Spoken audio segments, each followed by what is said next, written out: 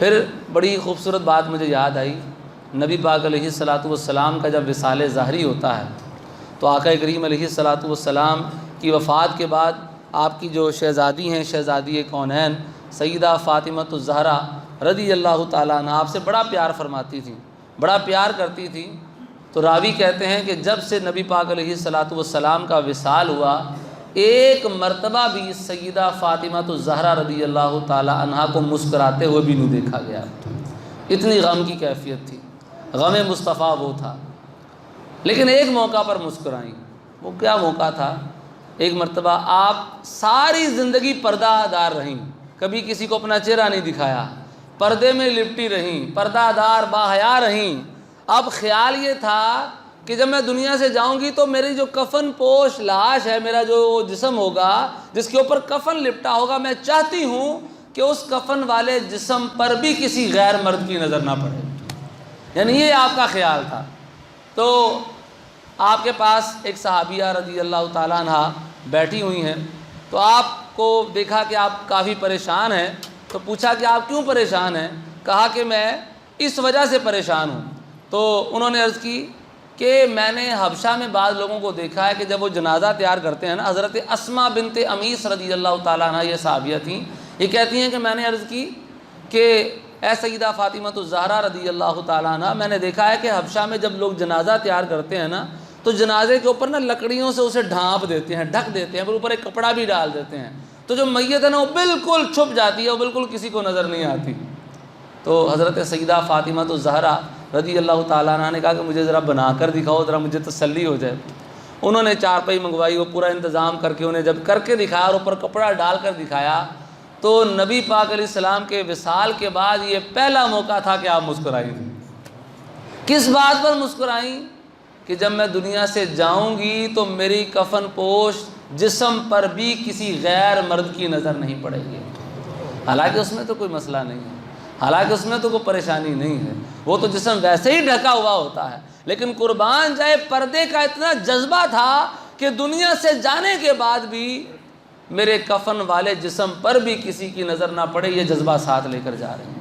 اور پھر اللہ نے شان کیا عطا فرمائی ہے کہ روایت میں آتا ہے جب قیامت کا دن ہوگا اور سیدہ فاطمۃ الزہرا رضی اللہ تعالیٰ عنہ شہزادی کونین پل صراط سے گزر فرمانے کا ارادہ فرمائیں گی تو میدان محشر میں منادی ندا دے گا کہ اے اہل محشر اپنی نظریں جھکا لو، شہزادی کونین سیدہ فاطمۃ الزہرا رضی اللہ تعالی عنہا پل صراط کو پار کرنے کا ارادہ فرما رہی ہے۔ رب قیامت والے دن بھی پردے کا اہتمام فرمائے۔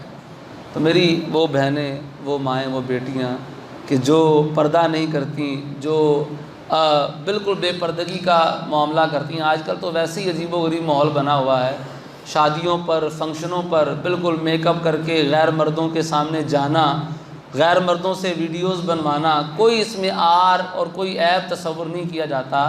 یہ دنیا میں تو چل جائے گا، یہاں تک کہ دیور اور جیٹھ سے بھی پردہ ہوتا ہے، اس سے ہماری بہنیں پردہ نہیں کرتی، کوئی نہیں گھر کی فرد ہے، نہیں پردہ ہے۔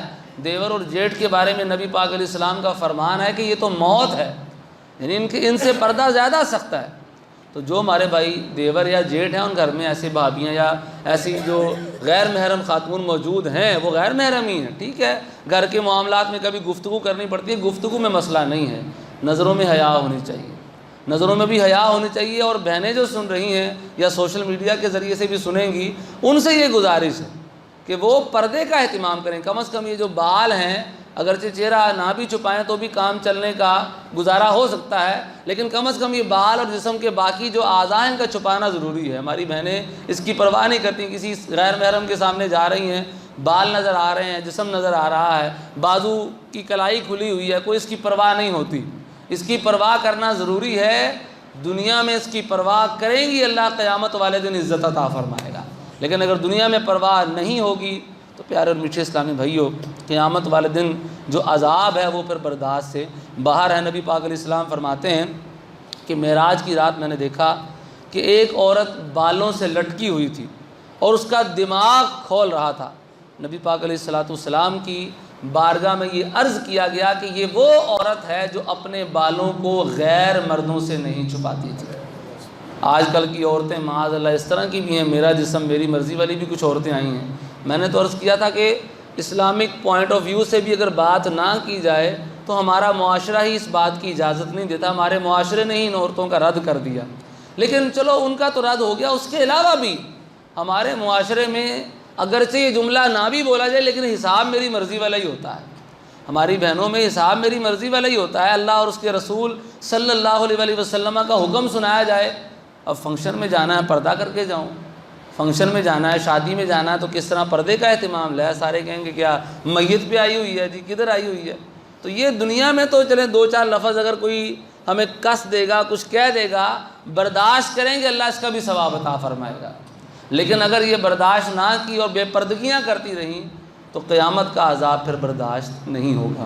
تو لہذا میری بھائیوں سے بھی گزارش ہے کہ جن کے بیٹیاں ہیں، جن کی زوجہ ہے، مائیں ہیں، جہاں پہ آپ کہہ سکتے ہیں پردے کا کہہ سکتے ہیں اور وہ مرد حضرات اپنی ماؤں بہنوں بیٹیوں کو پردے کا نہیں کہتے، حدیث میں ایسے مردوں کو دیوس کہا گیا ہے۔ دیوس جس کو آپ اردو میں ترجمہ بغیرت کہہ سکتے ہیں، حدیث میں دیوس کہا گیا ہے کہ یہ بغیرت مرد ہیں جو اپنی ماؤں بہنوں بیٹیوں کو پردہ کرنے کا نہیں کہتے، وہ بے پردہ ان کی مائیں بہنیں بیٹیاں گھومتی ہیں، انہیں کوئی تکلیف اور پرواہ نہیں ہوتی، یہ دیوس ہیں۔ اور دیوس کے بارے میں فرمایا کہ دیوس پر جنت کی خوشبو بھی حرام ہے۔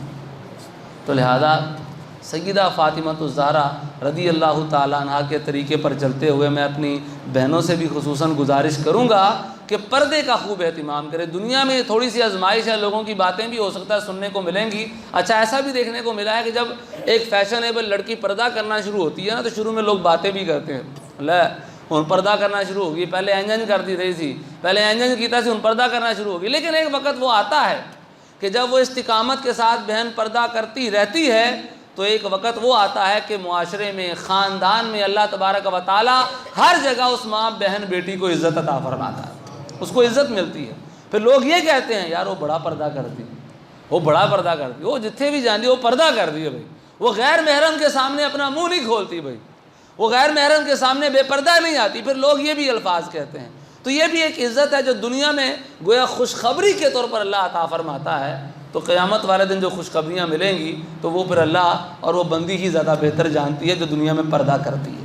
تو لہٰذا سیدہ فاطمہ الزہرا رضی اللہ تعالیٰ عنہ کے طریقے پر چلتے ہوئے پردے کا ضرور میری بہنیں اہتمام کریں۔ ایک ضروری اعلان آخرت میں سماعت فرما لیجئے کہ رمضان المبارک میں خصوصی طور پر اس مسجد کے لیے جو ہے وہ چندے کا اہتمام کیا جاتا ہے، جھولی وغیرہ میں یا دیگر معاملات میں۔ اسی طرح ویسے بھی لوگ انتظامیہ سے رابطہ کر کے خوب خدمت مسجد کے لیے کرتے ہیں، تو جو سالانہ چندہ ہے مسجد کا اس میں خصوصی طور پر لازمی اپنا حصہ ملائیں کہ یہ تھوڑے سے پیسے آپ اللہ کے رستے میں خرچ کریں گے انشاءاللہ تبارک و تعالی 700 گنا سے بھی زیادہ اللہ آپ کو ثواب عطا فرمائے گا۔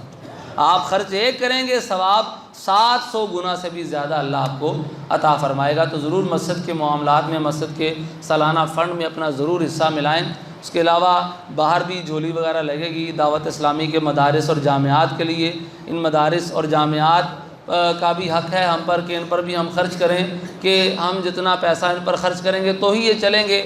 ہم آپ لوگوں کی خدمت جو ہم کرتے ہیں انہی کی برکت سے یہ جامعات اور مدارس چلتے ہیں، آپ لوگوں کے چندے سے ہی چلتے ہیں۔ مساجد کا بھی یہی معاملہ ہے، مدارس اور جامعات کا بھی یہی معاملہ ہے۔ تو یہ صدقہ جاریہ، آپ کا پیسہ لگے گا جب تک لوگ مدارس میں پڑھتے رہیں گے، قرآن حفظ کرتے رہیں گے، دین سیکھتے رہیں گے، مساجد میں اللہ کی عبادت ہوتی رہے گی۔